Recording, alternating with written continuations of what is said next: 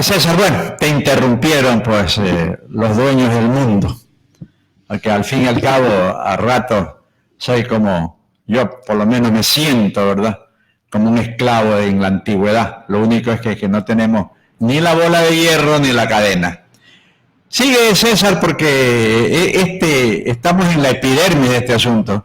La próxima semana tendremos que continuar sobre esta situación, César. Bien. Decía los deberes y atribuciones que tiene el Consejo de Participación Ciudadana. Designar al defensor del pueblo y defensoría pública, que eso son los defensores públicos que atienden a la gente que tiene escasos recursos, pero reciben un sueldo que le paga el Estado. Además, designar el Consejo Nacional Electoral, el Tribunal Contencioso Electoral y Consejo de la Judicatura. Mira, por eso, César, son cuestiones importantísimas, ¿no? Por eso, esta es la piedra del zapato, como dijo Tuárez, yo voy a fiscalizar y a designar las personas que tienen la meritocracia y que no estén inhabilitados para el cargo donde han sido designados.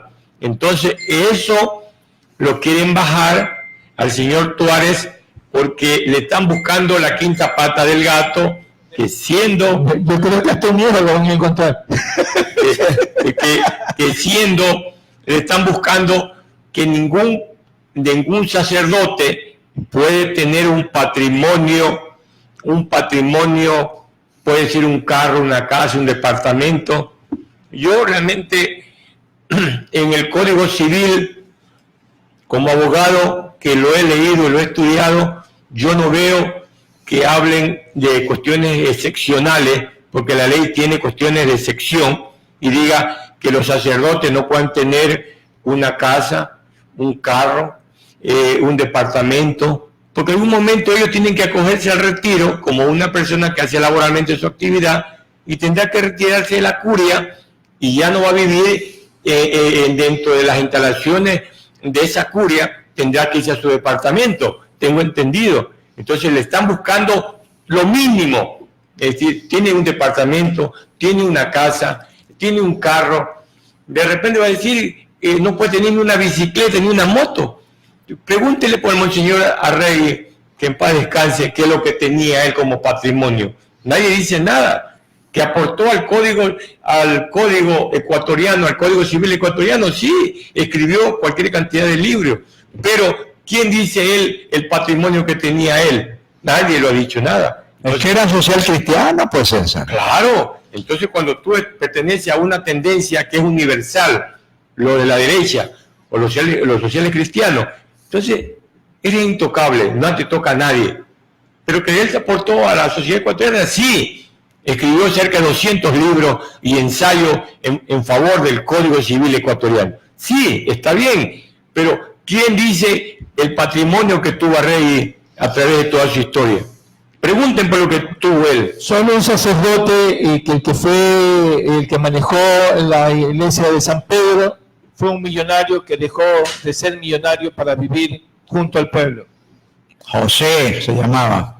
Me olvido del apellido. Se sentaba en el piso a predicar, ni siquiera a veces ni con la túnica, simplemente con una especie de manto, y en el piso a predicar el evangelio. Hizo lo que hizo San Francisco de Asís. San Francisco de Asís le pidió su dote, su herencia al Padre y la repartió entre la gente. Hizo lo que Jesucristo ordenó al joven rico. José, ya me voy a acordar, este señor también pidió su parte a su padre, lo repartió y desde la pobreza predicó.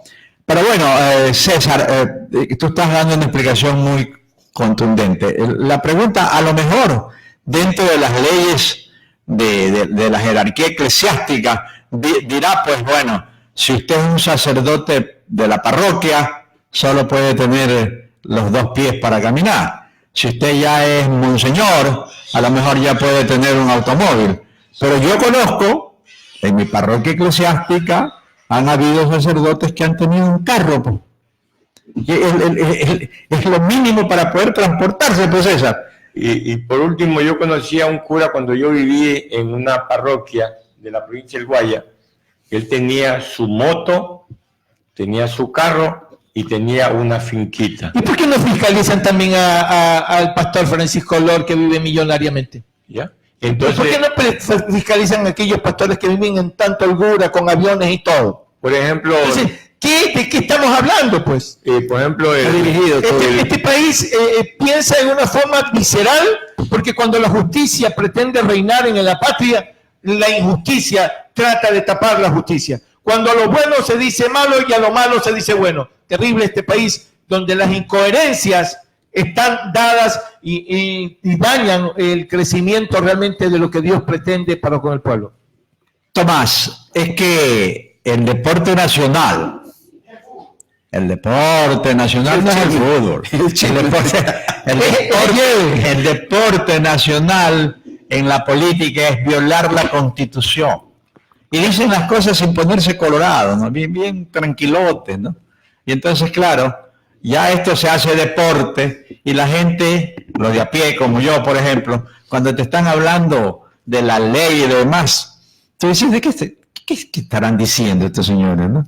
Porque ya sabemos que siempre dentro de la palabrería está la trampita. Dentro de la palabrería está la intención velada de engañarnos. Sigue, César, por favor. Por eso que el presupuesto de control participación ciudadana es exiguo, comparado que tiene que designar 24 provincias a sus delegados provinciales para que hagan labor de veeduría, porque se hace la denuncia en las provincias y luego se traslada a la capital, donde están los 7 consejeros principales. Entonces, el presupuesto es de $7 millones. Yo le cuento por experiencia que a mí me quisieron incluir como veedor para poder seguir un proceso sobre unos sobreprecios que se habían dado en una institución pública. Y tenía que ir a Quito con mis propios medios para poder sacar esa información y pagar estadía, traslado, fotocopia, solicitarlo y poder luego sostener a través de la veeduría que ese contrato que había hecho tal o cual institución estaba con un sobreprecio y que los oferentes eran 1, cuando deben ser mínimos 3 y por lo tanto pueden ser mucho más, donde la oferta sea la mejor, de mejor calidad, que en experiencia del oferente, que emita que tiene experiencia, capacidad, infraestructura, que tenga un aval de haber hecho tal o cual obra. Pero cuando vieron, usted tiene que poner de sus medios todo para movilizarse, pero cuando por haber razón alguien me encontré en el camino, me dijo, yo estoy averiguando sobre el IES, sobre un aparato nuclear que tiene en el hospital del IES en el Teodoro Maldonado Carbo, y me llamaron por teléfono en mi casa que desista la veeduría porque si no me van a matar. Entonces, las mafias. Entonces yo hice la denuncia y la fiscalía me dice, ¿a quién está denunciando usted? Pide la certificación a CNT de dónde nació ese número y CNT nunca le dio el número de donde llamaron para amenazarla a esta señora que era miembro de esa veeduría sobre la compra de un reactor nuclear del Teodoro Maldonado Carbo. Entonces ella, mediante su escrito, dijo, yo no quiero continuar en esta veeduría, deslindo mis responsabilidades porque mi vida está corriendo en peligro. Y si no denuncio, la fiscalía tiene que decir, yo vengo a denunciar a Walter Rosero Brito. Porque la fiscalía pregunta es, ¿Quién es el sospechoso? Y si no denuncio, señor, ¿qué está denunciando a quién? Entonces, déjeme pedir la certificación de CNT, el número donde me llamaron, porque me llamaron a mi convencional. Y así, señores, por eso que los veedores en este país tienen que pertenecer a tiendas políticas. Caso contrario, si tú no perteneces a una tienda política, tú estás totalmente desprotegido. Pero está mal. ¿Ah? Está mal, porque ahí no le estamos dando paso claramente al proceso de la verdadera democracia. No hay que pertenecer a un partido político para tener una conciencia social y que le permita al desarrollo del país. La idea es generar esa conciencia, y esa conciencia está también en los que no pertenecemos a ningún partido político, o pertenecemos a un partido político, porque si no estamos coartando esa verdadera democracia. Claro, o sea, usted no puede... Entonces, no inclinemos la balanza de que un veedor debe pertenecer a un partido político. Eso es más o menos como el Corte de Justicia tiene que ser politizada. Tampoco, porque la justicia también está amañada. Y como los medios de comunicación amañados. Entonces vivimos en un proceso donde cuando el tirano molesta, el que le decían así a Rafael Correa, la prensa se estaba tapando la boca y se ponían parches en la boca. Y ahora con la democracia, la prensa se hace, yo me hago el tonto, si ustedes se hacen los tontos, yo me hago el pendejo. O sea, ¿hasta qué punto la democracia funciona en función, discúlpeme la redundancia, de los intereses de unos cuantos? Y así no es, pues. Esto es necesario para un cambio y una toma de conciencia. Señor director, que usted también es cuántico, porque dice que se hace el pendejo, quiere decir que es cuántico usted.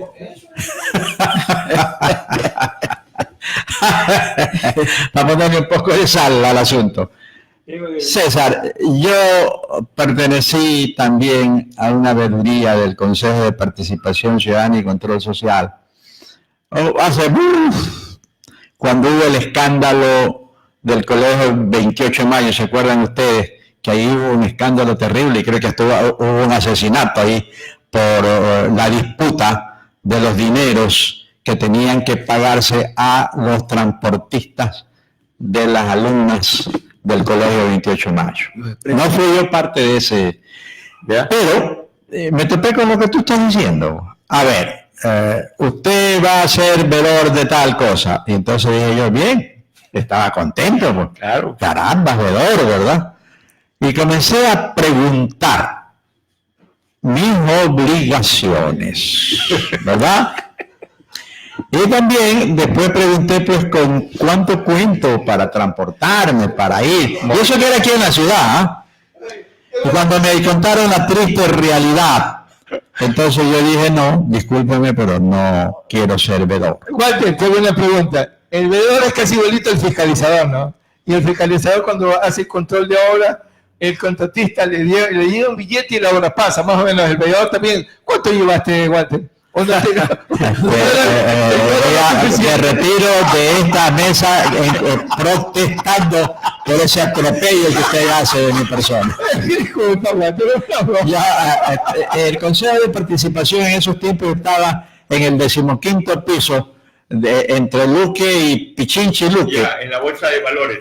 ¿Ahí sigue arriba? Ahí sigue, Luque y Pichinchi. Ahí sigue. Ok, bien. En un sitio reducido. ¿Dónde era el Banco Finanbanco? Esa oficina del Banco Finanbanco. Ahí es donde se concentraron las manifestaciones todas estas semanas en protesta de las acciones tomadas. Sí. Entonces quiere decir que ya se han reducido. Estaba en el 15º piso de un edificio grande, era amplio. Ahí sesionamos algunas veces, recibí también instrucción sobre estas cuestiones, pero quiere decir que ya han cambiado el sitio y lo han reducido más todavía. Entonces fíjate César y Andrés y Tomás. El niño nace muerto, pues entonces. Si tiene un presupuesto tan reducido, 7 millones al año, que a lo mejor ahora pues el Cuántico y compañía le ha de dar a cuentagotas si es que se la da. El niño nace muerto. Entonces todas estas situaciones debe ser, todavía nos queda gana, hilo en el carrete de protestar y gritar y decir, ¿hasta cuándo? ¿Hasta cuándo nos ven pues las costuras? Por no decir otra cosa, ¿verdad? Porque aquí todo el mundo político quiero decir, y el mundo industrial, el mundo comercial, banquero y demás, mantienen las riendas del poder y no le quieren aflojar, pues. Y si usted se atreve a levantar la voz o a mirarlos mal, como le dijo Tuárez al señor dueño del Banco de Guayaquil, a don Guillermito Lazo Mendoza, porque no estoy yo a la orden de su chequera, algo así fue a la orden de su servicio. A su servicio ni de su chequera, algo así le dijo. Puchica, ¿cómo este curita, descalificado, descomulgado por la iglesia, le va a decir a semejante señor? Ahí es que está la situación.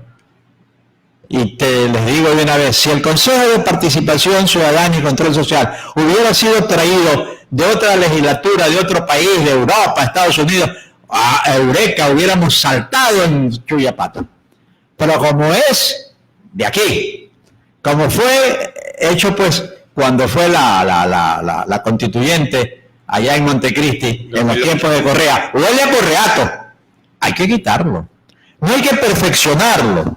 No hay que poner a los mejores hombres, no hay que vigilarlo, no hay que darle el dinero suficiente para que haga pues una sanidad política en el Ecuador. No. Quítalos de ahí, a estos cholos malagradecidos, mala gente. ¿Cómo pues? ¿Cómo se llama doña Rosa Chalá? Sí, Rosa Chalá. ¿Cómo el señor Gómez, la otra? De Sintonio. ¿Quiénes son estos señores para designar? O sea, les da rabia que parte de lo que es el andamiaje gubernamental se ha nombrado por ellos, pues. Ese es el coraje. Como tú dices, César, mandan 3 nombres, ¿no? Y el señor presidente quiere que nombren pues al primero, que es el que más le guste. Es el primero, el segundo, el tercero, pero la persona que en la terna dice, mandamos los 3, pero yo quiero que Andrés sea el designado. Entonces manda un recadero, le dice, por favor, al presidente, o le manda una cartita, ya no es el Twitter ni el Facebook ni nada, sino le manda una misiva corta, o lo visita, o dice, por favor, visíteme al Palacio de Gobierno, y quería conversar con usted. Entonces, quiero que le designe a Walter Rosero, que sea superintendente de compañía. Ay, señor, bueno. La reflexión es la siguiente, Walter, César. En 2008 se hizo una constituyente para precisamente arrancar con nuevas leyes, con leyes que protejan al ciudadano, que protejan al Ecuador. Pero resulta que todo esto se ha echado al traste en los últimos años. Entonces, ¿cuál es la disyuntiva que le queda al pueblo? ¿Hacer otra asamblea constituyente? Para hacer nuevas leyes, pero si va a pasar lo mismo, el círculo vicioso no se cierra nunca. A ver, yo quería contestarte algo antes de nuestro invitado especial y cerrar.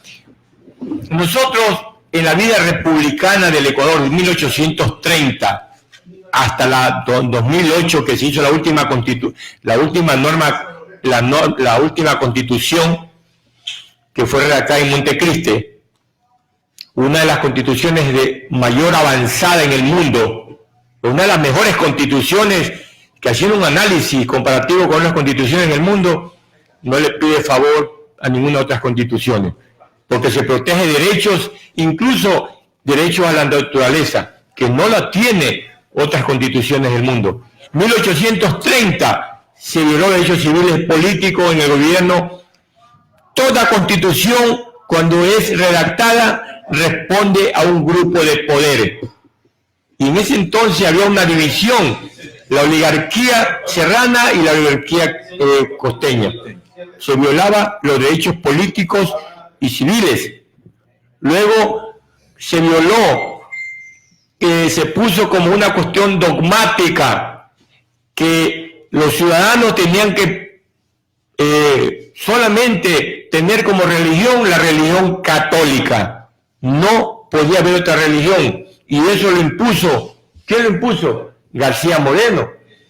Luego vino que la mujer no tenía derecho al estudio ni al voto. Rompió ese paradigma Eloy Alfaro. Pero responde a intereses de poder, porque las constituciones que han sido redactadas, nuestro país ha tenido 20 constituciones, a excepción de la de 1938, que fue redactada y que no entró en vigencia, señores. Es el único país, que es Francia, que ha tenido 22 constituciones. Por lo tanto, quería adelantarle que vamos a tener la presencia en nuestro estudio del doctor Eduardo Franco Lor, abogado patrocinador del expresidente Jorge Glass, y vamos a tener una entrevista y hacerle una serie de preguntas para acerca cómo va el avance de este proceso sobre su defendido, el expresidente Jorge Glass. Bienvenido. Andrés, no seas malito, álzale un poquito el cartel atrás, por favor. Tú, de tu lado, Andrés. Un poquito, yo te aviso. En vivo todo es así. Más, mucho más. Ahí fue. Ahora sí. No lo toques. Bienvenido, Eduardo, ¿cómo estás? Saludos aquí a Un Café con La Tercera. Muchas gracias por la invitación, estimado amigo, colegas. Les agradezco esta invitación para poder, pues, opinar y que la ciudadanía que nos escucha y esté sintonizando este prestigioso programa se ilustre cada día más en las verdades, porque a veces los medios tradicionales desinforman y transmiten la verdad de las cosas en las situaciones, en el caso de Jorge Glass, en el caso de Arroz Verde. De una u otra manera, en estos pocos minutos vamos a tratar de cumplir con la verdad, que es lo más importante. ¿Cómo alimentarse en una forma sana, Eduardo, con respecto a digerir un arroz verde? Bueno, quiero explicarte que este tema del supuesto periodismo de investigación del señor Villavicencio y del señor Zurita no es más que pura pantalla política, puro afán morboso de causar daño al proceso de la Revolución Ciudadana que dirigió muy acertadamente en el país el expresidente Rafael Correa Delgado. Porque es una cortina de humo, en primer lugar, a la denuncia grave que se mantuvo y que se mantiene y que no se da trámite en la Fiscalía del caso INA Paper. Esto trata de ocultar esta denuncia que compromete al presidente de la República, al ingeniero Lenín Moreno, y que fue denunciado en España, en Panamá, en Costa Rica y en Ginebra y en el Ecuador, por supuesto, también por el asambleísta Ronnie Aliaga Santos, como digo. Y este asunto es muy grave, y por eso es que esta cortina de humo de arroz verde, donde hay detenidos solamente exfuncionarios públicos, pero no ningún funcionario, digamos, del sector privado. Porque en el cohecho siempre, digamos, hay una persona que entrega dinero, que soborna al funcionario público y también esa persona es responsable.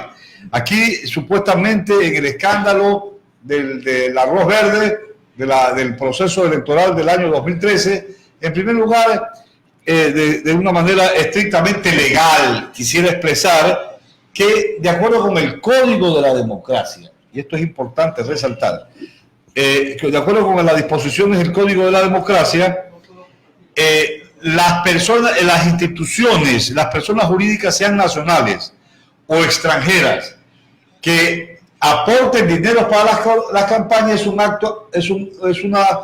un acto antijurídico e ilícito, pero que no constituye delito. Esto es importante señalar porque es una infracción de orden electoral que es sancionada civilmente por el Tribunal Contencioso Electoral. Esto por un lado, porque se ha dicho y se ha vendido la idea a través del señor Zurita y del señor Villavicencio, que no guardan un periodismo serio, responsable, no guardan los estándares internacionales de un periodismo, digamos, que tenga que ver con la ética y con la verdad. La sociedad, el mundo moderno, la sociedad del conocimiento, requiere que se informe, digamos, verdades y no mentiras, y no medias verdades, sino la verdad de manera íntegra. Y resulta que, obviamente, la ley es clara. El Código Orgánico Integral Penal es la única norma jurídica en la cual se señalan, se tipifican los delitos. Ahí encontramos los delitos desde el artículo 321 hasta el 324, los delitos, digamos, electorales. Y no consta esta conducta, digamos, de que una persona jurídica, aunque tenga contrato con el Estado y entregue aportaciones económicas a una campaña electoral, sea delito. Eso no es delito. Eso es una infracción, sí, antijurídica, que está en el Código de la Democracia y que está sancionada en el Código de la Democracia por el Tribunal Contencioso Electoral. Eso por un lado, porque noto, por ejemplo, este escándalo en la prensa, las aportaciones ilegales. Además, también señala plazos el código, la ley electoral. ¿Cuáles son esos plazos? En la campaña del 2013, por ejemplo, la campaña del 2013, tiene 5 años, hasta 5 años poder ser auditada. 2018. Hasta el 2018. Ya nadie más puede auditarla. Y me llama la atención que el Contralor Celi ahora aparece que quiere auditar la campaña electoral del 2013. No puede. Hay una institución dentro del derecho procesal ecuatoriano que es la preclusión. Es decir, la única entidad que podía auditar y auditó en su momento y no encontró, entiendo, ninguna falla, ninguna infracción de orden electoral para que el Tribunal Contencioso lo sancione, es el Consejo Nacional Electoral y no la Contraloría, no la Fiscalía. Claro. La Fiscalía General del Estado, de acuerdo con la Constitución, mis estimados amigos, y de acuerdo con el Código Orgánico de la Función Judicial, y de acuerdo con el Código Orgánico Integral Penal, es la que persigue, inicia la investigación en hechos delictivos, en tipos penales, en delitos que están contemplados en el Código Orgánico Integral Penal. Pero no puede investigar cualquier cosa, no puede investigar una infracción electoral. Entonces esto se está desnaturalizando. Doctor, quiero hacerle, le voy a interrumpir porque realmente está usted embalado. Quiero preguntarle si una persona jurídica del sector privado hace una aportación de 500.000 o 200.000 dólares. Cuando esa persona que le da los 500.000 para una campaña política, no importa cualquier partido político que le haya recibido, en el aspecto contable, tributario de la empresa privada, sería una defraudación tributaria. Claro, en el caso que esa empresa erogue dinero y no la contabilice en su contabilidad, el problema de la empresa que comete un delito tributario. Nada más. Sí, perfecto. Ahora, ¿cómo se abre el abanico hacia el partido que recibió esa donación o ese apoyo económico? En primer lugar, las autoridades, lo que yo he leído, porque yo no soy abogado de ninguna de las personas que están procesadas, lo que se ha leído a través de la prensa, lo que se conoce, es que el movimiento Alianza País presentó en el año 2013, después de las elecciones del binomio Rafael Correa y Jorge Glass, presentaron la documentación al Consejo Nacional Electoral y el Consejo Nacional Electoral aprobó. Y ya hasta el 2018 se podía auditar. Ya no se puede, porque ya no hay un recurso extraordinario de revisión a esa documentación. Es decir, no tiene facultad. Pero el escándalo dice, del escándalo que salió en el programa La Posta del señor Villavicencio, dice que hubieron erogaciones de dinero en la campaña, ¿no? Por ejemplo, de la prefectura de Manabí, de la prefectura de la provincia de Los Ríos, del centro de Manabí de la reconstrucción. Si eso ha ocurrido y eso se demuestra, eso sí es delito. Claro que es delito. ¿Por qué? Porque es especulado. Así porque es. No se puede disponer de fondos públicos para una campaña electoral. A favor de... Allí está, digamos, perfectamente delimitada la conducta penalmente relevante en justamente en el Código Penal, el delito de peculado. Pero no hay delito de erogación de una empresa privada. Privada estoy hablando. Ya. Sea Odebrecht, sea Constructora Hidalgo, La Fabril. Hay una serie de empresas que han dicho que no han aportado a la campaña.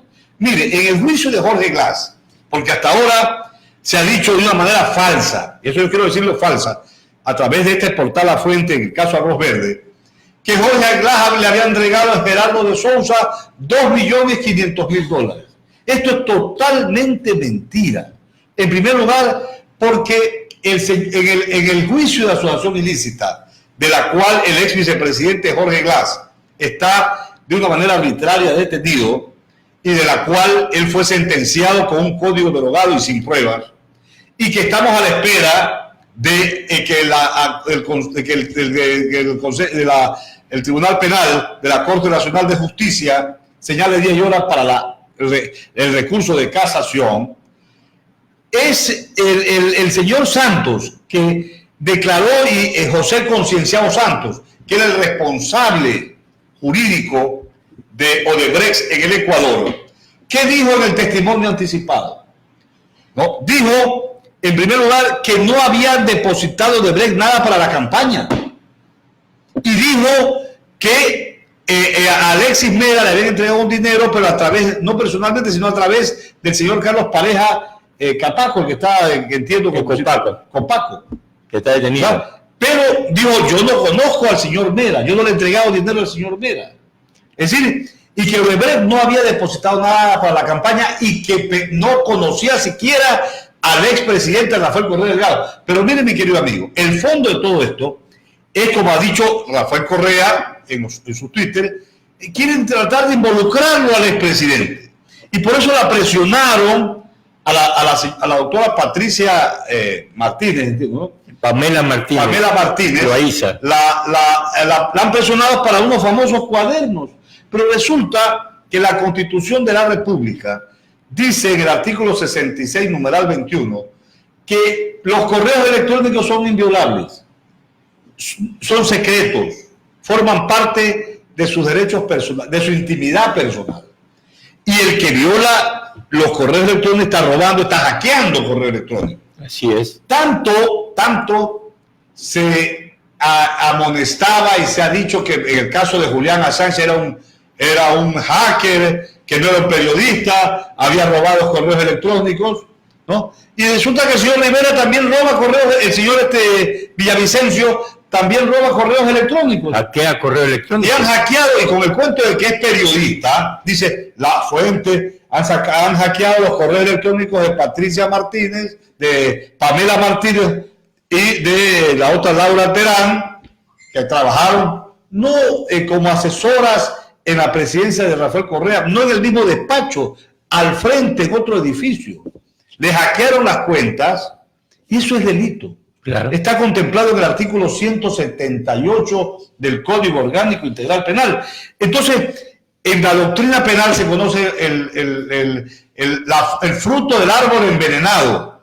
No puede ser que la Fiscalía, en base a un delito, inicie una investigación para determinar otro delito, cuando la Constitución dice que las pruebas practicadas con violación a las normas constantes de la Constitución, y este es uno de los casos, no carecen de eficacia jurídica. Entonces, doctor, quiere decir que en el artículo 76 de la Constitución se está violando de los numerales de donde dice que todas las pruebas que sean obtenidas serán obtenidas bajo un principio de legalidad y que no se afecten a las partes procesales. Por supuesto. Ya. Ahora, en el supuesto y no consentido, como hablaba usted, que han recibido, que Jorge Glass había recibido $2,5 millones, tiene que demostrar mediante la evidencia si fueron depositados en una cuenta del Sistema Financiero Nacional, Nada. si fueron depositados, creados en una cuenta en un paraíso fiscal mediante una persona jurídica, si fueron depositados esos valores a terceros. Entonces no han demostrado, porque en el proceso, para poder usted evidenciar que se lo está inculpando por tal o cual delito, tiene que haber la evidencia documental, pericial, y no, hasta el día de hoy, no se ha logrado adjuntar el proceso de Jorge Delgado Espinel. Es que mire, en el caso este de Arroz Verde, que lo tratan nuevamente de involucrar a Jorge Glass, se está creando el linchamiento mediático, se está creando un estado de opinión adverso, sin pruebas. Porque mire, ¿qué dice Villavicencio en el portal La Posta en el caso Arroz Verde? Dice que Gerardo de Sousa, que era un funcionario del cuarto nivel en Odebrecht, el máximo autoridad era José Concienciado Santos. Dice que este señor Concienciado Santos le entregó 2.500.000 a Glass. Y eso no es verdad. ¿Dónde está la declaración de Santos, de Gerardo de Sousa? No aparece. Claro. No hay ningún procesado de Odebrecht, porque acordémonos que el fiscal Carlos Vaca, en el caso de asociación ilícita, no se abstuvo de acusar a los funcionarios de Odebrecht. Y sin embargo, en el proceso, en el juicio oral, validaron justamente la declaración, el testimonio anticipado que había dado como procesado José Concienciado Santos, cuando yo no era procesado, porque Vaca lo salvó a Odebrecht. ¿Por qué razón ese poder de Odebrecht, me pregunto yo? Y ahora la fiscalía, haciendo como usted muy bien dice, colega, caso omiso.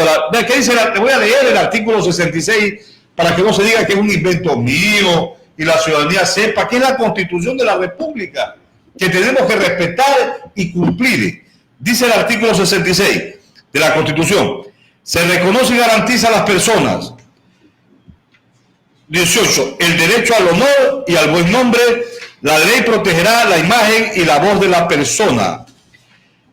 Numeral 20. El derecho a la intimidad personal y familiar. ¿Y qué dice el numeral 21 de la Constitución? Dice que es inviolable la correspondencia, tanto física como virtual. Y la ley orgánica también, la ley orgánica de comunicación. ¿Qué dice en el artículo 31? Lo voy a leer. Dice: todas las personas tienen derecho a la inviolabilidad y al secreto de sus comunicaciones personales, ya sea que éstas se hayan realizado verbalmente, a través de las redes y servicios de telecomunicaciones legalmente autorizadas, o estén soportadas en papel o dispositivo de almacenamiento electrónico. Queda prohibida grabar o registrar por cualquier medio las comunicaciones personales o de terceros sin que estos hayan conocido y autorizado dicha grabación o registro, salvo en el caso de las investigaciones encubiertas, autorizadas y ordenadas por un juez competente. Es decir, solamente cuando el juez competente dice: a ver, vamos a entrar a su correo electrónico, el juez ordena, eso no es delito. Cuando el juez ordena a pedido de la fiscalía. Pero no puede ser que venga el señor Villavicencio a título de periodista, ¿no? A título de periodista, y viole la Constitución, viole la ley orgánica de comunicación y haga un hackeo. Eso está reprimido en el artículo 178. Yo me he permitido traer estos artículos del Código Orgánico Integral Penal. ¿Qué dice el 178? Vamos a leerlo.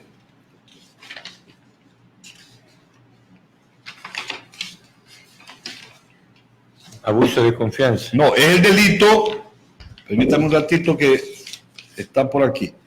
El delito de violación a la intimidad. 178. ¿Puedo leerlo? Sí, léalo. La persona que, sin contar con el consentimiento o la autorización legal, acceda, intersecte, examine, retenga, grabe, reproduzca, difunda o publique datos personales, mensajes de datos, voz, audio y video, objetos postales, información contenida en soportes informáticos, y aquí está coma, dice, comunicaciones privadas o reservadas de otra persona, por cualquier medio, será sancionada con pena privativa de libertad de 1 a 3 años. Recalco, comunicaciones privadas, los email, porque el artículo 66, numeral 21 de la Constitución habla taxativamente, léalo, colega, el derecho a la inviolabilidad y al secreto de la correspondencia física y virtual. Exacto. Entonces, usted hackea mi correo electrónico, su correo electrónico, eso es un delito. Y es sancionado de 1 a 3 años. Solamente el juez puede ordenar. Y además, la fiscalía, y por eso me extraño que la doctora Diana Salazar esté investigando de un delito. De un delito no pueden hacer otro delito por la doctrina de el fruto del árbol envenenado. Todo está contaminado. Eso está contaminado. Mire lo que le hacen, y contaminado. ¿Por qué le digo? Porque el artículo 76, numeral 4, dice: las pruebas obtenidas o actuadas con violación a la Constitución o la ley no tendrán validez alguna y carecerán de eficacia probatoria. Y resulta que en base a este caso de Arroz Verde, el país fue testigo que el abogado Alexis Miera, ex secretario jurídico de la presidencia en el gobierno de Correa Delgado, lo detiene. Dicen, hay concusión por unos cuadernos que había hecho doña Pamela Martínez, ¿no? Lo detienen y eso es un abuso, porque después de casi un mes, después de 20 días, dice, reformulan cargos y dicen, no ha sido por concusión. O sea que las pruebas que habían sido por concusión eran falsas. Claro. Y había sido privado de su libertad. Y lo más indignante es que cuando reformulan los cargos por otros delitos, por cohecho, etcétera, tampoco hay pruebas de ello. Y lo indignante es esto: la jueza de la Corte Nacional de Justicia confirmó la detención. Es decir, todo esto es un entramado político. Me causa, digamos, indignación como profesor de Derecho Penal, como abogado en ejercicio durante más de 37 años, que se esté utilizando de una manera descarada, abierta, impúdica, violando la Constitución y toda norma legal a la función judicial con el ánimo de persecución política. Porque como dice Rafael Correa, en el fondo quieren es involucrarlo a él. Es a todo dar. Aquí en este país se ha hecho una cultura de oposición de la partidocracia y de sectores de élites oligárquicos. La pregunta, Eduardo, ¿es un libreto manejado desde el extranjero? Porque todo esto es como una repetición en Latinoamérica, en los países progresistas. Es lo que yo estoy de acuerdo contigo, Tomás. Es un libreto de los FER, que se llama. O sea, a todos los países progresistas, a todos los dirigentes progresistas, a todos los revolucionarios que confían y trabajan por el bienestar de la sociedad. Aquellos que no se someten a los políticos de las élites, a las derechas oligárquicas. Aquellos que están contra el imperialismo norteamericano y el Fondo Monetario Internacional, los persiguen. Lula en Argentina, sin pruebas, fabrican pruebas. Fernández en Argentina. Cristina Fernández en Argentina, Jorge Glass en Ecuador, Sofía Espín en Ecuador. Por dar una opinión política cuando la Constitución dice que tenemos libertad de expresión y de pensamiento. Ricardo Patiño. Un café con la tercera cuando te cortan la transmisión. Y también el asunto del caso Valda con Rafael Correa, que es una cosa totalmente, digamos, violatoria a derechos fundamentales. O sea, estamos en una etapa de crisis judicial. Eso es indudable. Pregunto, doctor, si una vez en el recurso de casación, que todavía no se ha instalado, no le han dado un pronunciamiento a la Corte Nacional de Justicia, ¿no? Vea, yo soy del criterio y se lo he expresado a la familia. Nosotros en el mes de octubre del 2018, presentamos en tiempo legal oportuno, como decimos los abogados, porque la ley exige plazos. Si tú no presentas un recurso en el tiempo, en el término que establece la ley, te deniega el recurso. Así es. Lo presentamos en tiempo legal oportuno, el recurso de casación ante el Tribunal Penal de la Corte Nacional de Justicia, porque consideramos que Jorge Glass es una persona inocente, víctima de los FED, de una persecución despiadada del gobierno de Lenín Moreno. Bueno, octubre del 2018, estamos hoy sábado 29 de junio, termina junio mañana. El lunes es el 1 de julio. Séptimo mes. Y hasta ahora el Tribunal Penal no señala día y hora para la audiencia de casación. Es decir, se han violado todos los plazos. Hay una indefensión terrible para Jorge Glass, violación de las normas del debido proceso. Y yo pienso que ya es hora de que se me autorice a efectos de presentar la demanda contra el Estado ecuatoriano en una petición ante la Comisión Interamericana de Derechos Humanos, que es el paso previo a la Corte Interamericana de Derechos Humanos de San José de Costa Rica, por retardo injustificado en la administración de justicia, Claro. por violaciones a normas del debido proceso que están garantizadas para todos los ecuatorianos, para usted, para mí, para todos los ecuatorianos, en el artículo 8 de la Convención Americana de Derechos Humanos o Pacto de San José de Costa Rica. No puede ser que una persona inocente, mire, lo amenazan de muerte. Eso es lo que íbamos a tocar.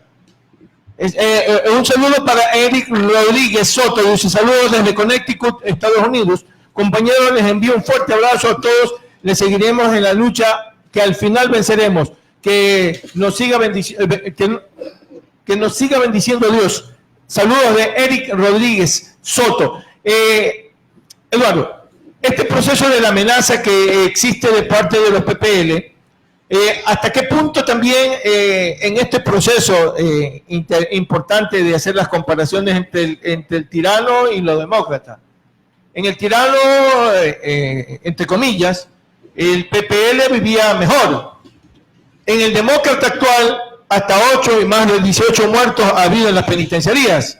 Entonces, en el tirano la salud estaba mejorando y la educación mejor. En la democracia, la educación y la salud, el desastre. ¿Las comparaciones son válidas o no? ¿Y hasta qué punto su posición con respecto también a los PPL en la amenaza para con Jorge Glass? Bueno, yo pienso que son válidas todas las comparaciones, pero yo no quisiera dar comentarios políticos, sino comentarios jurídicos de realidades. Mire, Jorge Glass en Latacunga ha sido amenazado con varias veces, no solo, más de 15 veces en Latacunga. Se ha reportado esto a las autoridades del centro y nada han hecho. El mundo, el Ecuador vio estupefacto hace menos de 2 meses la crisis carcelaria, las muertes, los delincuentes en las cárceles del país, los grandes delincuentes, están asociados en bandas. Hay bandas que se disputan entre ellos y las bandas tienen armas de fuego, tienen celulares sofisticados, tienen armas blancas, graban los asesinatos entre jefes de bandas. Esto ha ocurrido en Latacunga, esto no lo estoy mintiendo yo, lo hemos visto, están los videos en los canales de YouTube. En Guayaquil vimos cómo mataron a un dirigente, a un delincuente jefe de banda, el colombiano, lo que se llamaba. El cubano. Entonces, y vimos estupefacto el domingo pasado, 23 de junio, un video que circuló y que yo también lo hice circular, muchas asambleístas de Alianza País lo circularon. Yo lo circulé cuando ya vi en las redes, en Twitter, este video que los delincuentes habían hecho. Y nosotros responsabilizamos al presidente de la República, a la ministra de Gobierno, María Paula Romo, a las autoridades del Centro del Sistema Nacional de Investigación, de Control de las Penitenciarías, que es el general Edmundo Moncayo, de la responsabilidad de Jorge Glass. ¿Y qué dijeron? Que dijeron prácticamente que yo había subido el video. Que yo había subido el video, dijo Moncayo, el general, el jefe, y en lugar de, y la ministra dice, es que es un video que no hay autenticidad porque no coincide la pintura del local y el baño, que era la ducha. Nadie ha dicho, y yo pienso que efectivamente yo como abogado sé que ese video tal vez no es hecho en Latacunga, porque en Latacunga es un frío espantoso, pero el delincuente está con chompa. Claro. Y usted ve la voz del delincuente que lo amenaza, es una voz de un guayaco, por lo menos de un costeño. A mi criterio muy personal, pero todavía hay que investigarse, ese video no fue producido en Latacunga. Y el gobierno que ha dicho, es que no fue hecho en Latacunga y que el doctor Franco lo subió. La orden puede... Una irresponsabilidad total. Porque el gobierno, mira, a la ministra Romo se le ha perdido la sindéresis y la compostura, porque ella está dedicada, digamos, a la vida política. Y la crisis carcelaria se le ha escapado de las manos. Hay un decreto de emergencia, un decreto de sección presidencial, está vigente y las Fuerzas Armadas están afuera y adentro están matando. Claro. Se están matando entre ellos los delincuentes. El general Moncayo mandó un comunicado indicando que la vida de Jorge Glass está garantizada, que han reforzado. Pero yo le quisiera decir al señor Moncayo, nosotros hemos pedido por eso, ante esta amenaza, que sea trasladado a la cárcel 4 de Quito, donde fue él trasladado abusivamente y arbitrariamente en octubre del 2018.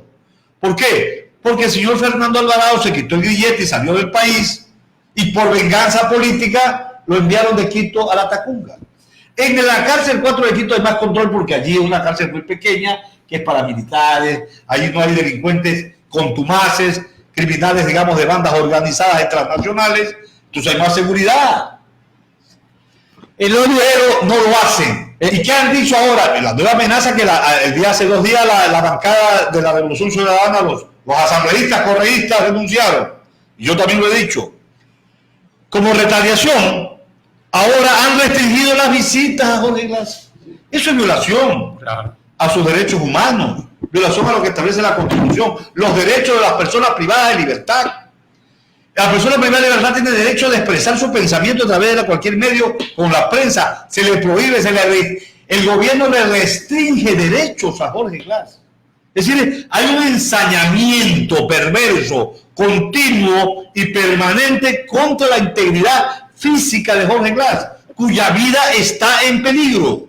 Y hoy lo vuelvo a decir por este medio. Lo vuelvo a decir por este medio, que lo voy a reproducir cuando tenga ya el video, a través de mi cuenta de Twitter, de Facebook, para que cale la conciencia. Si a algo le llegara a pasar al ex vicepresidente de la República, Jorge Glass, el responsable de esto, en primer lugar, es Lenín Moreno Garcés. En segundo lugar, María Paula Romo, ministra de Gobierno. En tercer lugar, el general Edmundo Moncayo, que de manera irresponsable, que me dijo que la seguridad de Jorge Glass está garantizada y que yo había subido el video. Yo subí el video efectivamente cuando ya estaba circulando en las redes. Se había viralizado ya. Ya se había viralizado, y para efectos de condenar esta actitud y pedir que sea trasladado a Quito. Yo le pregunto al general Moncayo, al general Edmundo Moncayo, director ejecutivo, director nacional, que le pregunto si él me puede garantizar, que lo diga, que en la cárcel de la Tacunga no hay armas de fuego, no hay armas blancas, no hay celulares, y que no va a ocurrir nada de aquí en el futuro. ¿Él me puede garantizar eso? ¡Que lo diga! No lo va a decir nunca, porque eso no es verdad, y si lo dice nadie le va a creer. ¿Por qué razón? Porque el gobierno, el Estado ha fracasado en la política penitenciaria. Moncayo no conoce las cárceles del país, no ha estado en las cárceles del país. Peor, la ministra Romo se entra en una cárcel, Dios quiera que no entre, porque le podría ocurrir algo fatal. Igual Moncayo, entran con un equipo de gente armada, pero normalmente no entran. No conocen Moncayo las cárceles, y Romo tampoco. ¿Y cómo pueden decir que el video es en lugar de investigarlo? Porque es fácil detectar el rostro de los que están allí. Claro. Y ellos pueden darnos y por eso es que el asunto es muy serio, y por eso que el traslado a Quito a Jorge Glass es una necesidad, yo diría, no solamente legal, no solamente constitucional, es un pedido humanitario, por favor. La vida humana vale mucho, y el odio político no puede ser objeto de que se pretenda eliminar y torturar a una persona, porque ahora restringir las visitas, yo voy a ir, esta semana yo viajo a Cuba por mi tesis doctoral, y espero regresar el día jueves, y tal vez la próxima semana vaya a Quito. Sería el colmo que yo vaya a la Tacunga, bien arropado porque hace mucho frío, y yo no pudiera entrar, porque dicen que hasta los abogados están restringida su entrada. Entonces, ¿dónde estamos? Hay una dictadura enmascarada de democracia en el Ecuador, y esto no puede ser. Y aún siendo el criminal más El criminal más sanguinario tiene dignidad humana y tiene derechos humanos que hay que respetarlo. Y que haya cometido algunos delitos en cadena. Y lo que más me desagrada, la prensa comercial no hace eco de esta situación. La prensa comercial le hace caso a Villavicencio, del caso Arroz Verde, que dice que Sousa le dio 2 millones a Glass, ¿no? Y que dice que Gerardo de Sousa declaró en el juicio de asociación ilícita. Vea, ese proceso tiene más de 20.000 páginas que yo las he leído todas. Y Gerardo de Sousa nunca, jamás aparece ni procesado, esa es la verdad, Ni sospechoso. ni sospechoso, ni declaró en ese proceso. Es mentira. Lo que publica la Posta en el caso de Arroz Verde con respecto a Jorge Glass es mentira. Le estoy demostrando que ni siquiera es delito que una empresa, que una persona jurídica, entregue dinero voluntariamente a una campaña electoral. Es una infracción electoral, sí. ¿En qué influye la presencia? Perdóname un momentito, César, por favor, un momentito. Walter Montalvo dice, es muy claro que en Ecuador no existe un sistema judicial apegado al derecho conforme a lo estipulado en la Constitución. El único camino son las instancias internacionales.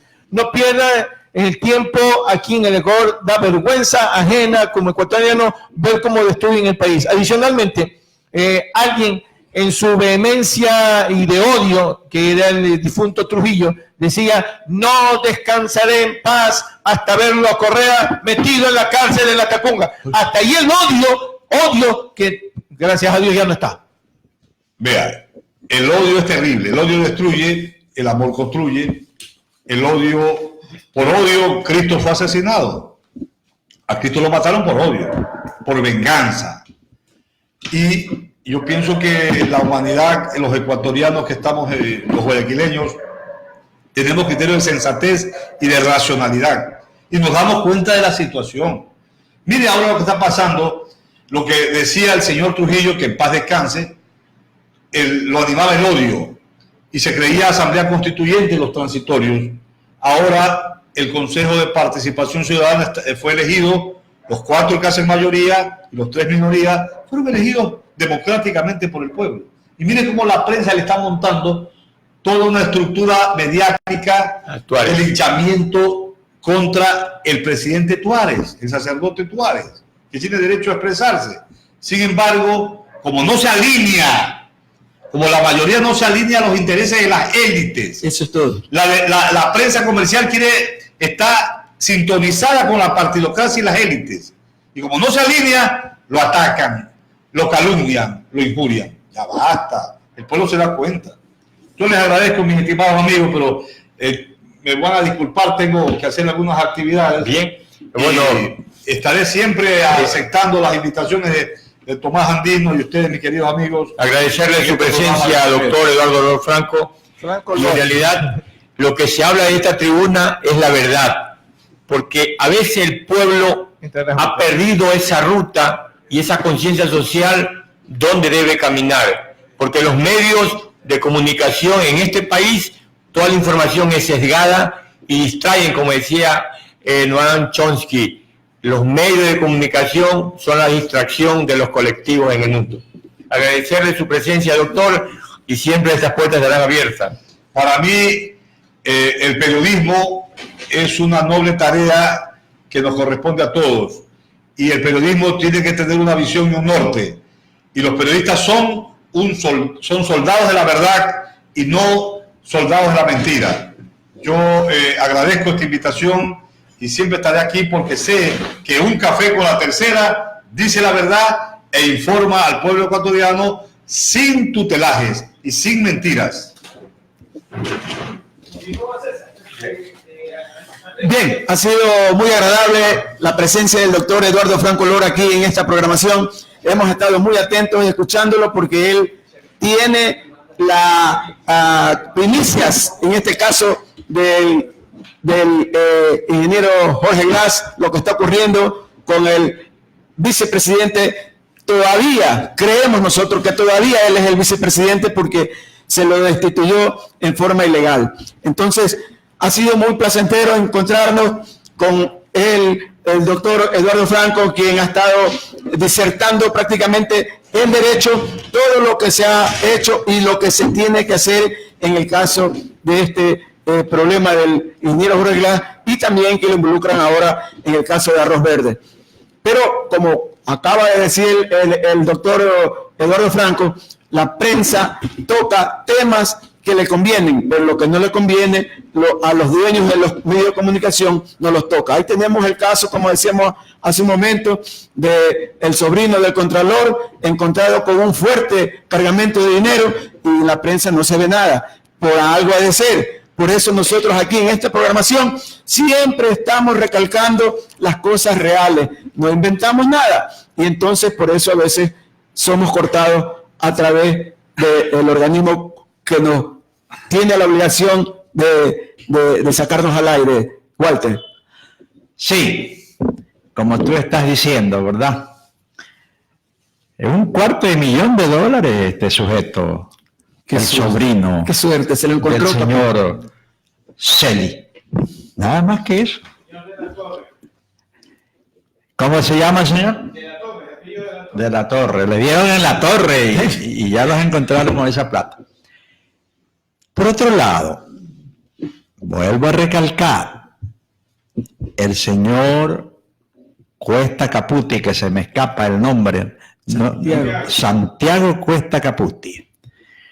El señor Santiago Cuesta Caputi, que cuando habla de vender los bienes del Estado, es como que si él fuera el dueño, como que si él tuviera lo que se llama pues el poder de vender sin darle cuentas a nadie. Y aquí viene también otra cantaleta del señor presidente de la República. El Estado es un mal administrador. Hay que vender los bienes del Estado. Te hago una pregunta. Mira, esta semana me enteré cómo le sacan la plata a las empresas eléctricas cada fin de mes. De 5, 10 hasta 20 y 50 millones a las empresas eléctricas a través del Ministerio de Economía. Eso no genera también una desestabilidad y sacar la capitalización. Quiere decir que las empresas son rentables. Sí producen, claro. Sí producen, pues, pero las descapitalizan. El Estado y el Estado depredador. ¿Y a dónde va ese dinero? Ese es el problema.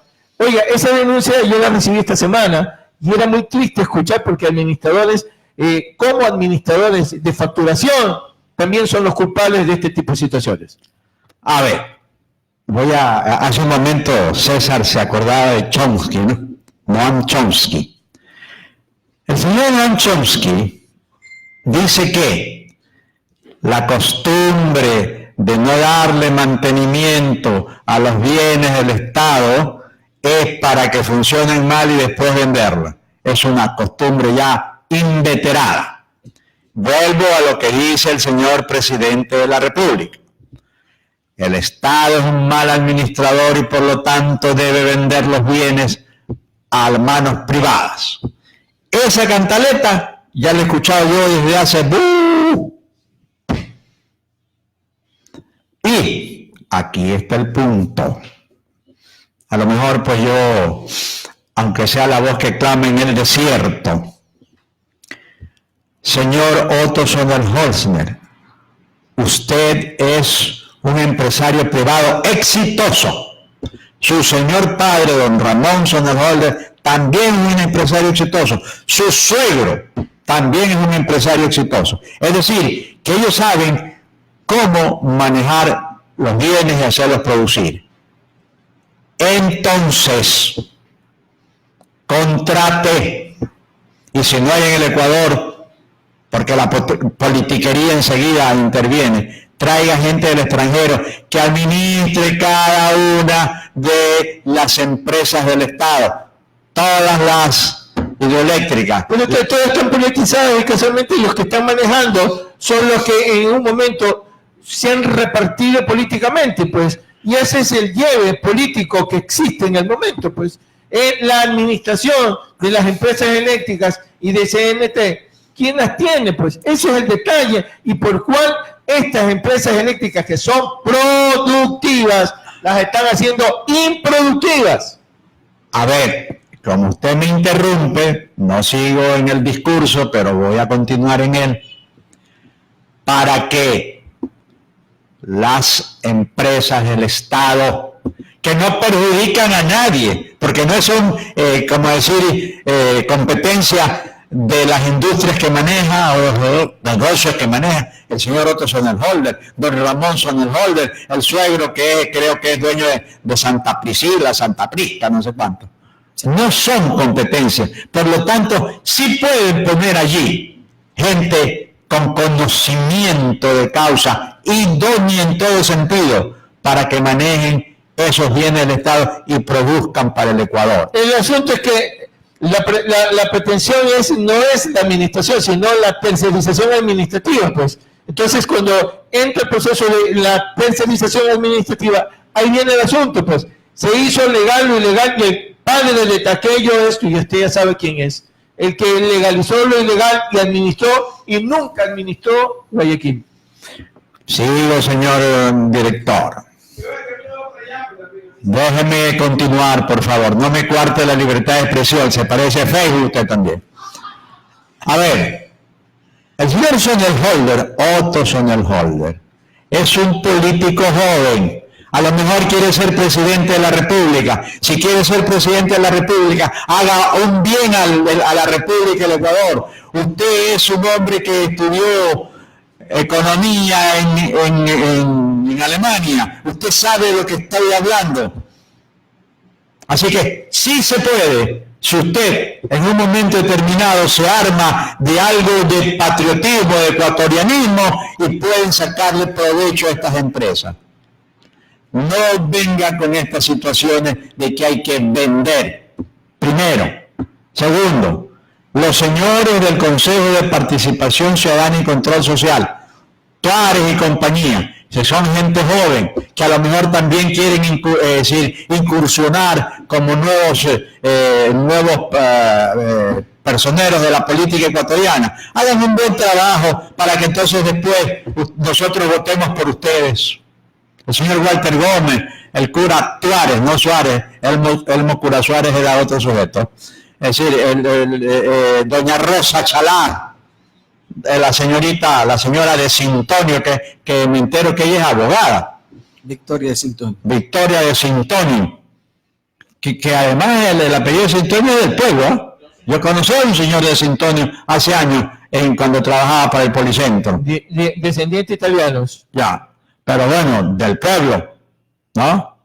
Y entonces, toda esta gente que emergen en este mare magnum de podredumbre y demás que es el Ecuador, alguna esperanza debemos tener los ecuatorianos. Así que ese es lo que yo le pido. Naturalmente el señor director pues ya quiere desanimarme y decir que no va a pasar nada. Ojalá que la luz se haga en el alma de estos ecuatorianos que yo estoy nombrando, para que en algún momento el Ecuador tenga un futuro diferente. El asunto, Walter, es que no sé si a la final los comunicadores sociales o los medios de comunicación que aupan y sostienen al vicepresidente de la República, donde está la Unión Nacional de Periodistas, donde él pertenece, será lo que lo engañan y no le dan las luces necesarias para que aterrice un poco su proyecto y su plan de trabajo, o estos medios simplemente están recibiendo las dádivas para poder decir, halagar lo que se hace, lo poco que se hace o lo nada que se hace a través del Estado. Es una pregunta para los tres. A ver, César, yo debo contestar. Es decir, tú la respondes, pero yo voy a decir una cosa. El vicepresidente de la República actualmente fue designado por la Asamblea, pero no tiene funciones específicas. Simplemente lo está mandando como delegado a diferentes eventos de carácter político, de carácter clasistas. Quiere decir que el presidente no confía en él, porque tiene 5 presidentes que administran el país. Así es, no tiene función específica, porque si tuviera una función específica, él estuviera al frente, en el supuesto y no consentido, de las negociaciones de los sectores estratégicos del país. Y él no lo tiene. Tiene 4 secretarios de entera confianza que están manejando a través de las secretarías todos los medios y los sectores estratégicos para que sean privatizados o vendidos al mejor postor. En otras palabras, él simplemente le dice, vaya a tal parte y usted me representa como tal, entregue un cheque, haga esta gestión y murió, no tiene ninguna cuestión. Ayer lo vi en Manta, que estaba inaugurando un hospital que dice, y mira las palabras que él dice, porque le escuché lo que él dijo. Este es la muestra de lo que hemos hecho en los hospitales del país. Este gobierno no ha hecho ningún hospital. Yo no le encuentro explicación a esas palabras. O sea, a lo mejor él quiere tener una función en sí, pero él no está apegado a la verdad, pues, porque hay un otro problema y para el análisis en la discusión. Antes de la entrada del barco hospital norteamericano que está en Manta, los hospitales de Puerto Viejo y Manta fueron acechados y robados y los pusieron hasta sin medicamentos para poder así darle paso a la salvedad norteamericana. Ellos sí pueden. Fíjese el desastre en el cual caemos para poder ser sometidos al imperio. Así es, el hospital de Puerto Viejo fue desmantelado con la finalidad de que la gente pueda ir al barco hospital ese de los Estados Unidos que ha llegado y darle funcionamiento a lo mejor a esa acción que ellos están haciendo. A la venta de la patria. Pero no puede ser así de esa manera. Es como cuando sale el señor Jarrín, ministro de Defensa, diciendo que Galápagos es una plataforma ideal para los aviones. Ahora dice que no ha dicho eso. Que ha dicho es que el portaaviones va a ir ahí, pero que las iguanas van a estar tranquilas, que no va a pasar nada. Nada, que peor con portaaviones allá. Es más, portaaviones natural. Desde luego. A ver, Es un desgobierno lo que estamos viviendo. hace rato, pero yo quiero volver a lo que estaba diciendo. El señor Otto Sonnenholder fue puesto como vicepresidente de la República luego de que un grupo de estos poderosos económicos del Ecuador, entre ellos el suegro del señor Sonnenholder, fueron a visitar a Lenín Moreno Garcés, presidente del Ecuador para desgracia nuestra, y le dijeron, nosotros te vamos a ayudar, pero deja ayudarte, pues. Y aquí, este señor, Ramón Sonnenholder, Otto Ramón Sonnenholder, tiene que ser vicepresidente de la República. Entonces salió la terna famosa de que tú hablas, César, y el señor Otto Sonnenholder está como vicepresidente. Pero supongo que el señor Otto Sonnenholder no hay que querer pasar pues así nomás con esa tristeza de ser pues un recadero, un mandadero del señor presidente de la República. No hay que querer tener ese triste papel y que así lo recordemos. Supongo que lo pusieron porque como es un hombre joven, tiene aspiraciones para llegar a ser presidente. Y por eso es que yo comienzo y hablo de estas cuestiones. Claro que es difícil que se les mueva a estos ricos el alma. Como decía Jesús, primero pasa el camello por el ojo de una aguja antes que un rico vaya al reino de los cielos. Claro, pero eso es una leyenda bíblica. E insisto, sí pueden hacer productivos los bienes del Estado, sin que eso ponga en peligro ninguno de los negocios que estos señores tienen. Allí termino yo esta parte de este comentario, pues ustedes sigan comentando, pues dirán qué otro tema vamos a tratar, aunque sea epidérmicamente, porque estamos pronto a irnos ya del aire. Juan Macio dice, saludos cordiales, mis estimados amigos jubilados. Muy buen programa, felicitaciones. Priscila Soria dice, libertad para Jorge Glass. Saludos a todos aquellos que han compartido esta mañana este café con la tercera y que estamos ya a punto de ir cerrando. Vamos a tocar un tema, vamos a hablar sobre el proyecto Cascabel en la provincia de Imbabura, porque el tiempo ya viene corto, tenemos apuradamente 12 minutos para poder hablar algo. Y este proyecto Cascabel es un proyecto que se está desarrollando en la provincia de Imbabura, que está operado por la empresa australiana Sol de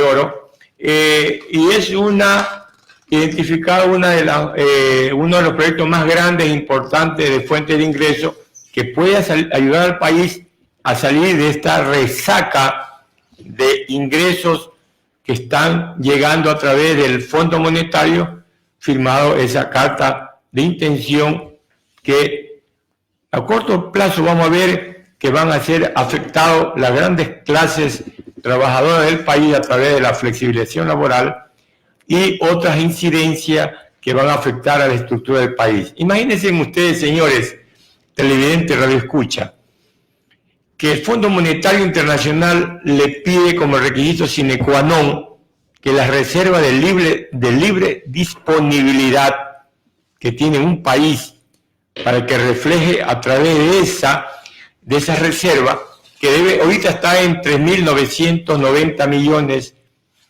y debe llevar a un tope de 5.000 millones para que esas metas sean una de las tantas que se firmó en la carta de intención, se cumplan. Entonces, a veces el pueblo dice, ¿qué será una carta de intención?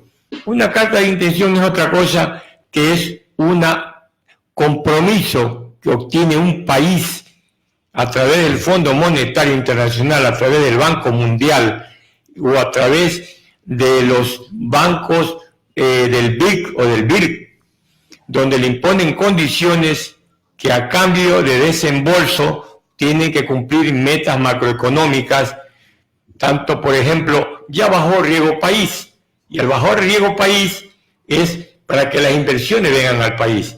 Pero si el país no cumple, se dispara. ¿Y quién es el que monitorea riego país? JP Morgan. Es una empresa aliada al Fondo Monetario Internacional que dice, bueno, este país está con riego país de tantos puntos, las inversiones se pueden dar aquí.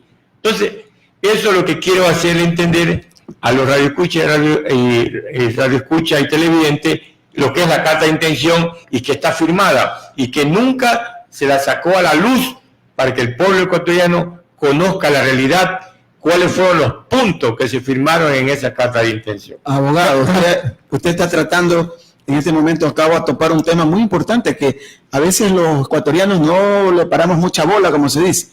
El hecho de que han encontrado un gran yacimiento de oro, plata, que dice esta empresa australiana o canadiense, donde posiblemente sea la solución económica para el Ecuador. Y ese proyecto se llama Cascabel. ¿Usted cree que con estas víboras que están en el gobierno, es que son peores que la Cascabel, vamos a tener realmente una riqueza para el pueblo? Lo dudo. Pineda, Cascabel, imagínese. Ahora, yo le converso algo que lo leí ayer en una red social, que hay un asteroide que está dando vueltas, que es de oro, que podría a todos los seres humanos que vivimos en el planeta ponernos millonarios. Y ya están, creo que Lenín Moreno ya lo va a coger porque están desesperados por billete. Entonces, ahí está la plata, ahí está la salvación, abogado. Bien, sí, gracias, Andrés. El estudio de Solgold establece que el depósito en Alpala, en un punto geográfico de la provincia de Imbabura, determina que existen reservas que alcanzan los 10.9 millones de toneladas de cobre y unos 23 millones de onzas de oro. Y eso, según los estudios que ha hecho esta compañía a través de su representante Jackson Ward, donde estuvo el ministro de Energía y Recursos Naturales del Ecuador, Carlos Pérez, y representante del sector minero, donde establecen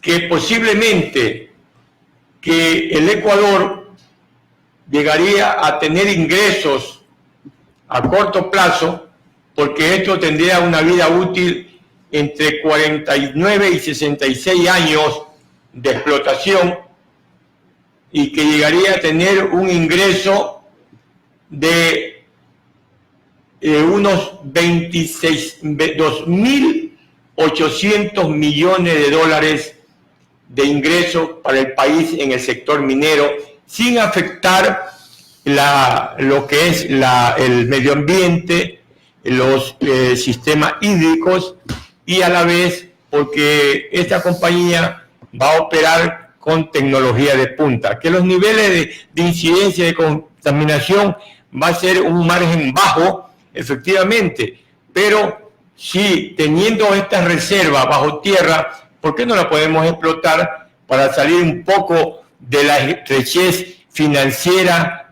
y la liquidez que vive actualmente el Estado ecuatoriano? A ver, don César, don Andrés, el señor director que me está haciendo señales, oiga, si usted y yo hubiéramos jugado béisbol, no hubiéramos ganado nunca ningún partido, porque las señales que hace usted no las entiende. Pero bueno. ¿Cómo que las entiende? ¿Cómo Usted sabe que el catcher hace señales al pitcher y según lo que el catcher dice, finalmente el pitcher, es decir, hace la... Ya, ok. No, pero yo voy a decirles lo siguiente. Escuchen lo siguiente. Hemos tocado un tema importantísimo, ¿verdad? Quiero que en la mente de nuestros escuchas quede este dato. De las 10 minas más importantes del mundo, es Cascabel, ¿no? Está entre las top 10. O sea, ahí hay pues una riqueza enorme. Esa riqueza nos permitiría alimentarnos mejor y aprender a digerir el arroz verde. Sí, señor, les sigo diciendo. Hace un señor Zavala, creo, un abogado, escribió un libro que se llamaba El festín del petróleo. ¿Se acuerdan ustedes? Ya pasó el festín del petróleo. Ojalá que no llegue ya el festín de la Cascabel y que a nosotros no nos llegue nada. Yo tengo más datos y tú le diste datos muy importantes, pero como tenemos que irnos, le dejo eso en la mente, ¿no? Entre las 10 minas más grandes del mundo está la mina Cascabel, que está en una parte de la provincia de Imbabura. Después conversaremos si es contaminante o no, cómo nos va a llegar, porque debemos disminuir las cosas y hacer cuentas y hacer dinero. Y César, tú eres contador, tú entiendes bastante del billete, de los ingresos, los egresos y demás. Y que sea una bendición para los ecuatorianos. Porque ya tenemos que analizar por qué carambas le prestamos al Fondo Monetario Internacional y no pedimos a esta gente que ya sabe que esto no es una posibilidad. No, lo que están hablando es una realidad. Está confirmado. Está confirmado. Pero el próximo sábado hablaremos de eso.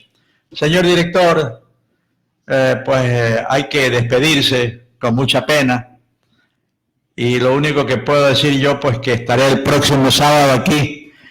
Y espero que no me boicotee cuando yo cante, lo puso alto para que no se escuche bien cuando estaba cantando yo. Si se allá cuando yo llegaba en el taxi, escuchaba hasta allá afuera. Sí, se cae el cantor. Primero, espérese un segundito, porque volveré, porque todavía, como a mí me gustan mucho las canciones y me gusta el tango, ¿no? Tengo escondido una esperanza humilde, que es toda la fortuna de mi corazón, y volveré el sábado a estar frente a ustedes, Dios mediante. Entonces, por favor, agradecerle a los televidentes y a los que escuchan un programa más de 8 a 10 de la mañana, un café con la tercera, diciendo la verdad y solamente la verdad de lo que acontece en nuestro país, Ecuador, en América y en el mundo. Gracias. Así es, amigos, ha sido un enorme placer en esta mañana. Ustedes han estado en la sintonía de esta programación donde hemos tenido al doctor Eduardo Franco Lor y hemos desmenuzado algunas cosas de lo que acontece en el país. Estaremos aquí la próxima semana, sin falta, el día sábado a las 8 de la mañana. Gracias. Con estas minas que tenemos ahora, nos permitirá ya digerir este arroz verde que nos tiene amargados y sumidos en investigaciones torpes y absurdas que no llevan al desarrollo de la patria. ¡Viva la patria por una libertad por una libertad de expresión y con una vida digna, sin dependencia, con argumentos necesarios para una subsistencia. Nos vemos hasta la próxima en Un Café con La Tercera. Por eso salgo siempre a caminar en busca de una flor para mascar, pensando que a la vuelta de la tarde el trabajo